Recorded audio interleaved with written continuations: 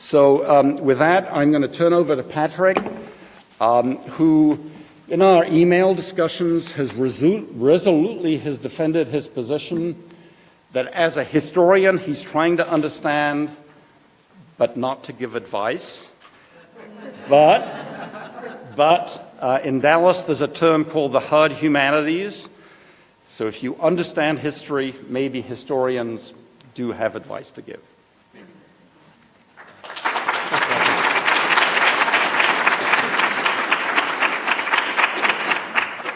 So thank you all. I very much appreciate the invitation to be here. Normally, I live in Santa Barbara, California, where I'm a member of the history department there. But before becoming someone who writes about the history of science and the history of technology, I was a scientist.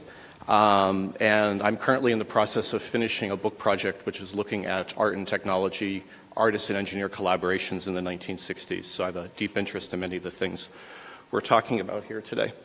So I hope that the unwieldy title of my talk will make a little bit more sense 20 minutes from now. The image that I'm showing here captures a little bit of the spirit of what I'll be saying, a sense of how computers and cybernetics were imagined in the 1960s as both menacing and exhilarating. And the title of the talk comes from a poem written by Richard Brautigan in 1967 called All Watched Over by Machines of Loving Grace. Some of you might remember Brautigan as the author of the book Trout Fishing in America. Many different interpretations of the poem, perhaps hopeful, utopian, or perhaps cynical, remarking and commenting about a world increasingly dominated by technology. But what's remarkable to me is that Brautigan wrote the poem at all. I mean, what would have possessed a hipster poet in 1967 to write about cybernetics? But the fact that he did suggests the degree to which cybernetics was part of the 1960s. Now, for historians, context is everything. And to appreciate cybernetic serendipity, we have to understand how it fits into two different frames. One of them is the ways in which computers and cybernetics were understood at the time, and the other is how Jazz's show was part of a larger convergence of art and technology at that time. Now, as Ben commented on, cybernetics and its history, it's hard to tell that story without passing it through MIT and the mathematician Norbert Wiener. And during World War II, Wiener was working to improve British and American anti-aircraft systems. Now, this is a complex problem because there are both machines as well as people involved. There are people manning the guns and there are people flying the planes, and those two don't wish to come into contact with each other. In other words, the pilot's behavior was part of a larger system that Wiener and other folks at MIT were trying to model. Now, the challenge for them was to figure out which behaviors were random and which were predictable and direct gunfire accordingly. So from the outset, Wiener's thinking invoked a dualism. It wasn't just thinking about people or things, but rather it was about people and things and their relationship to one another. Now, there's no denying the fact that American cybernetics, and of course there are different flavors of cybernetics. If we were to go to the Soviet Union or Great Britain, we'd find different takes on similar themes. But in the United States, computing technologies and cybernetics were born militarized. For me, the best illustration of this is the cover of Time from 1950, where we see a representation of basic cybernetic principles, a machine reading data even as it feeds the results of its own computations back into itself, in effect, creating a self-regulating feedback mechanism. And the anthropomorphized machine here, of course, is decked out in military garb, a fact that speaks to the intense military interest that the different branches of the service took in cybernetics and computers during the Cold War. Certainly the best example of a militarized cybernetics is a system that was built in the 1950s called the Semi-Automatic Ground Environment System, or SAGE. 4 times as expensive as the Manhattan Project, it employed at its peak 25% of IBM's total workforce. And it was the crucible in which the American computing profession was first forged. Now, SAGE was designed to locate and respond to hostile Soviet aircraft. It was novel for its use of digital computers and real-time data analysis, as well as real-time human-computer interactions. And with SAGE's automated and centralized control, the knowledge and judgment of people was transferred, at least in theory, to machines. Now, fictionally, of course, this way of thinking found itself into popular culture. So we can think of George C. Scott and Peter Sellers and Dr. Strangelove, and their characters, of course, all monitoring the big board or more seriously, The Story Told in Failsafe, both of which not coincidentally came out shortly after the Cuban Missile Crisis. Now, one of the things that fascinates me about the 1960s is the almost bipolar way in which the counterculture responded to cybernetics and computers. On one hand, the computer was the very embodiment of the establishment and its obsession with rationality, order, and control. The punch card, the hated punch card, itself symbolized what free speech activist Mario Savio called the machine, as he exhorted his fellow Berkeley students to literally throw themselves on it. With its ties to Cold War systems, what could possibly be less groovy than cybernetics? And yet the wildly popular counterculture book, The Whole Earth Catalog, is chock full of references to computers, systems thinking, and cybernetics. By 1968, cybernetics seemed to be everywhere. It had migrated very far from its origins. It could be found in psychology, spirituality, business management, and of course, the arts. Cybernetics was a science of information, and some people started to think of art in similar manners. For example, artist Jack Burnham drew cybernetic ideas in his analysis of contemporary trends in the art world. Burnham, in a book which also came out in 1968, a lot of things seem to be happening that year in the art technology world. In his book, he described how art was becoming less and less about the object. Instead, he believed art was becoming about relations, systems, and the communication of information. And we see these trends in the 1960s art world with the surge of interest in kinetic art and interactive environments, all of which varied and changed in real time, responding to feedback from spectators in the larger world. For example, in 1965, Hans Haacke unveiled his condensation cube, an enclosed environment that existed as a dynamic physical system, not some static object. So the Cybernetic Serendipity show, we can see it as a milestone in what we can call the art and technology movement of the 1960s. This movement was diverse in method, international in scope, as participants in the movement directed their energy towards building collaborations between artists and engineers. Lasers, digital computers, miniaturized electronics, new multimedia environments all became materials for artists' experimentation. Engineers participated out of a sense of wanting to humanize their profession, but also to learn new ways of becoming creative. And managers at the corporations, which oftentimes supported these collaborations, supported them with the idea that they might yield commercial profits. As Robert Rauschenberg noted in 1967, these collaborations gave artists new tools, new mediums with which to experiment. No one, he said, wanted to go back to painting rotten oranges. Now, Jadzia Reichart began her planning for cybernetic serendipity, as she noted in 1965. Now, only 2 years before that, British Prime Minister Harold Wilson had promised that the white heat of modern technology would forge a new British economy and reshape society. And in Wilson's vision, computers and information technologies were central. So after 3 years of planning, the show opened in August of 1968, a year after the so-called Summer of Love, and more importantly, at a time of great political and social unrest.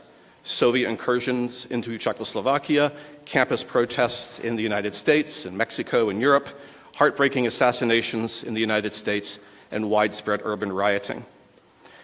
Cybernetic serendipity also appeared during a peak in the feminist movement. So here we have a major exhibition, one featuring technology and science, that was organized by a woman, making it something of a rarity in both the tech world and the art world. And finally, there was Jadzia's choice of preserving ambiguity, where pieces were displayed at the exhibition without making it explicit as to the professional identity of the creators. Were they made by an engineer, a computer scientist, a composer, a visual artist? It forced viewers to confront the works on their own terms. To help appreciate what cybernetic serendipity accomplished, recall that at the time, people were very unfamiliar with computers in 1968. They were also very uncomputer, which I suggest we use that word very much throughout the next couple of days. As I was saying, the show gave people a chance to see computers for the first time. We we're not in a world where we go reach into our purse and pull out a supercomputer. Literally, for people who attended the show, this might have been their first chance to see a model of one of these machines. The exhibit incorporated a learning zone with models of computers provided by IBM, and it provided a short history of computing technologies. And in conjunction with the exhibition, there was a lecture series that was organized that explained computers and their impact present and in the future on people's lives. So in this sense, Cybernetic Serendipity performed a pedagogical function for the thousands of people who attended. Now, a second part of the exhibition was devoted to computer-generated art. For example, computer-generated texts and poems that incorporated elements of serendipity and chance, extending the use of randomness pioneered by people like John Cage. One of the more intriguing examples that appeared in the exhibition catalog was a paired set of illustrations, one by Mondrian, his Composition with Lines from 1917, and accompanying it was a computer-generated picture made by Michael Knoll, an engineer at Bell Labs. Knoll had used these two illustrations in a small-scale psychological test that he had conducted to judge people's artistic and aesthetic preferences. Knoll discovered, much to his surprise, that some 60% preferred the computer-made image, a fact that unsettled some artists and art critics.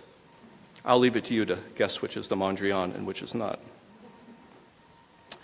And finally, there were the cybernetic stars of the show. These were art technology machines of variable complexity and sophistication that operated on principles of feedback, communication, and control.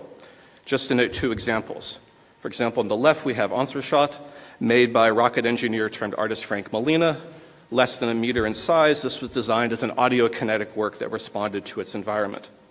Greater in size and complexity was Colloquium of Mobiles, made by Gordon Pask, a card-carrying British cybernetician with degrees in engineering and psychology.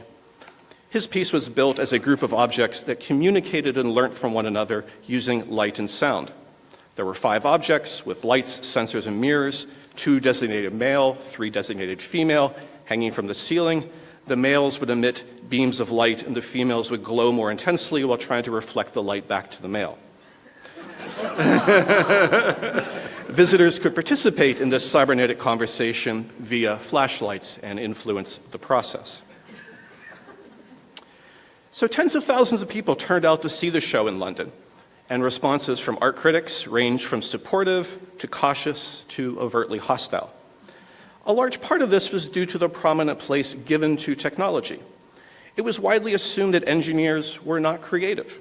I mean, given the stereotypes of engineers then, and unfortunately still many of those with us now, how could these people possibly make art? The pairing of art with technology irritated some critics who saw engineers and scientists as Philistines invading the besieged, beloved temple of humanism. And of course, if machines could make art, what did this mean for the future of art and the future of the artist's profession? It certainly challenged preconceived notions of what counted as art. Now, in my view, this question is not especially relevant.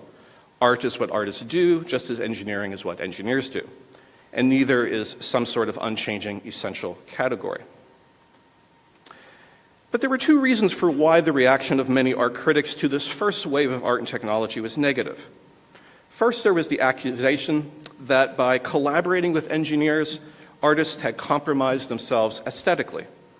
The integration of new technology challenged critics who in the late 1960s were, it's fair to say, rather technologically uninformed. It was hard for them at times to differentiate what they saw in exhibitions from multimedia discotheques or other forms of commercial entertainment. Shows like Cybernetic Serendipity were, as one critic said, electric without offering electricity. A more serious charge, however, was that artists had compromised themselves ethically by using military-derived technology and accepting corporate patronage.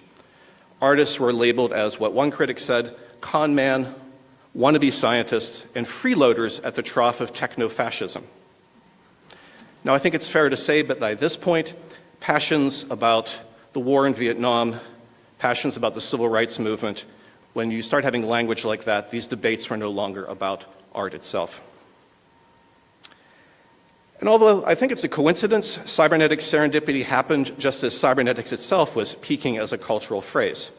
Over the coming terms, over the coming years, the term, if not the idea, went into hibernation to be replaced by today's information technology, computer science, and human-computer interactions.